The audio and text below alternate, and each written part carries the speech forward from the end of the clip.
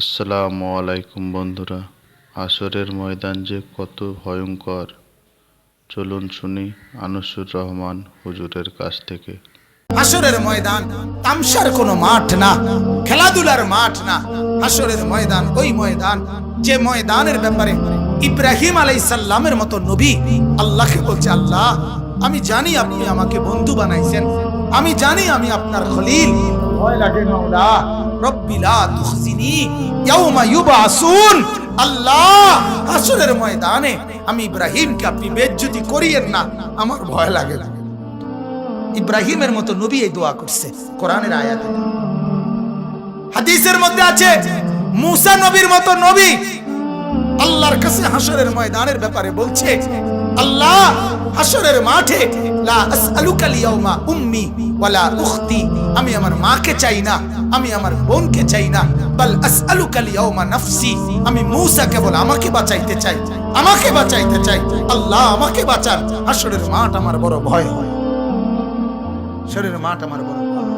আল্লাহর নবী সাল্লাল্লাহু আলাইহি সাল্লাম বলেন, ইয়াকুব নবী নিজের চোখে দেখবে ইউসুফ নবী ওনার ছেলে দাঁড়াইয়া আছে সামনে, এটা সেই ইউসুফ যার জন্য দুনিয়ায় কাঁদতে কাঁদতে চোখ সাদা বানায় লাইছে। সেদিন হাশরের ময়দানে নবী বলেন, একবারের জন্য ইয়াকুব নবী বলবে না যে আল্লাহ আমার ছেলেটার কি হবে, ইয়াকুব নবী বলবে ইয়া রাব্বি নাফসি নাফসি, আল্লাহ আমাকে বাঁচান, আমাকে বাঁচান। ওরটা ও বুঝবে, আমারটা আমি বুঝতেছি। এটারে হাশরের মাঠ বলে। এই মুসলমান, আল্লাহর নবী সাল্লাল্লাহু আলাইহি ওয়াসাল্লাম হাশরের ময়দানের ব্যাপারে এতটা নবীজি নিজেও চিন্তা করতেন। আপনারা সবাই শুনছেন, জানেন 5 ওয়াক্ত নামাজের পরে উলামায়ে কেরাম থেকে জিজ্ঞেস করে দেখেন, 5 ওয়াক্ত নামাজের পরে নবীজি নিজে যার হাশরের আখিরাতের মর্যাদার কোনো সীমা পরিসীমা নাই, সেই নবী 5 ওয়াক্ত নামাজের পরে যে কতগুলো দোয়া করতেন, এর মধ্যে একটা দোয়া নবীজির একটা দোয়া ছিল এটা, আল্লাহুম্মা হাসিবিনি হিসাবান ইয়াসীরা, আল্লাহ এই বন্ধু আমি আপনার, আমারও বড় ভয় লাগে, আমার হিসাবটা সহজ করে দিন। নবীজি বলছেন এই কথা, অথচ নবীকে আল্লাহ বলছে ওয়ালাল আখিরাতু খায়রুল লাকা মিনাল উলা, বন্ধু দুনিয়াতে আপনাকে যা দিলাম আখিরাতে যা দেব এই দুনিয়ার গুলোর চাইতে ওইগুলো অনেক বেশি উত্তম, অনেক বেশি দামি। এরপরও নবী বলে, আল্লাহ আমার ভয় হয় আমার হিসাব যেন সহজ হয়। অথচ আখিরাতে ওনার মর্যাদার কোনো সীমা পরিসীমা নাই। আল্লাহ তাআলা হাদিসে কুদসিতে বলছে, বন্ধু হাশরের মাঠ আমি আপনার মাঝে আর আমার মাঝে ভাগ করে নেব, কাসামতুল কিয়ামাতা বাইনি ওয়া বাইনাক, আমার মাঝে আর আপনার মাঝে কিয়ামতের দিনটাকে আমি ভাগ করব। আনা মালিকু ইয়াউমিদ্দিন আনতা সাহিবু ইয়াউমিদ্দিন, আমি হব কিয়ামতের দিনের মালিক, আপনি হবেন কিয়ামতের দিনের বাদশা। আপনি বলবেন আমি শুনবো, আপনি সুপারিশ করবেন আমি গ্রহণ করব, আপনি চাইবেন আমি দিতে থাকবো। আপনার হাতে আমার ইজ্জতের পতাকা দেব, আপনার জন্য আমার আরশের নিচে মাকামে মাহমুদের আলাদা জায়গা দেব, আপনার জন্য জান্নাতের দরজা প্রথম খোলার উদ্বোধনের অধিকার আপনাকে দেব। এত মর্যাদার পরেও নবী বলতেন, আল্লাহ তবুও ভয় হয় হিসাবটা সহজ করে। আপনি কেডা, আমি কে?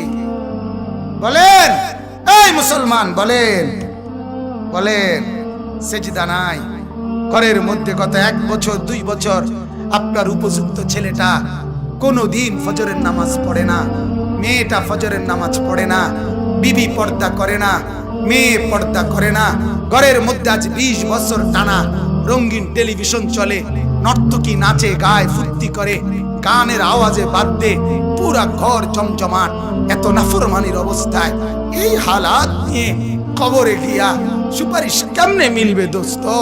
আখিরাতে নবীজির সামনে দাঁড়াবেন কিভাবে? আল্লাহর নবী তো বলবে, উম্মত এভাবে বেজ্জতি করলি কেন? 23 বছরে তোর আমার তায়েফের রক্তের কথা মনে নাই, আমার দান শহীদের কথা মনে নাই, আমি 14 দিন পেটে পাথর বাঁধছিলাম ক্ষুধার কষ্টে, এ কথা কি মনে নাই? আমি 3 মাস চুলায় আগুন জ্বলে নাই, এ কথা কি উম্মত মনে নাই? আমার এত কষ্ট এত মেহনতকে এইভাবে নাফরমানি করে আমাকে তুচ্ছ তাচ্ছিল্য করলি, আমার দিনকে অপমানিত করলি, আজ কেন বলবো আজ কিভাবে বলবো আমি মাওলার কাছে? বলো। কোরআনুল কারীমের সূরা নিসার মধ্যে আছে ওয়াজিনা বিকা আলা হাউলাই শাহীদা। আল্লাহ নবীকে বলছে, বন্ধু, হাসরের দিন আমি আপনার হাতে আপনার উম্মতের আমলনামা তুলে দেব।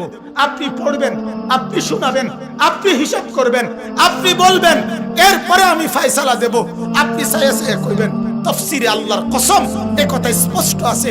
হযরত আব্দুল্লাহ ইবনে মাসউদ বলে, যেদিন নবীর সামনে এই আয়াত এ ওয়াজিনা বিকা আলা হাউলাই শাহীদা সূরা নিসার এই আয়াত যেদিন পড়লাম, সেদিন হযরত আব্দুল্লাহ বলে, নবীজি অজরে চোখের পানি ফেলে কাঁদছে আর একথা বলছে, উম্মত যদি পৃষ্ঠার পর পৃষ্ঠা গুনাহ আর নাফরমানি দেখি, আমি মাওলার সামনে পড়বো কেমনে, শোনাবো কেমনে, আল্লাহর কাছে বলবো কেমনে? এত বেইজ্জতি করলে উম্মত আমি হাসরে মুখ দেখাবো কেমনে? আল্লাহ আমাদেরকে বুঝার তৌফিক দান করুন।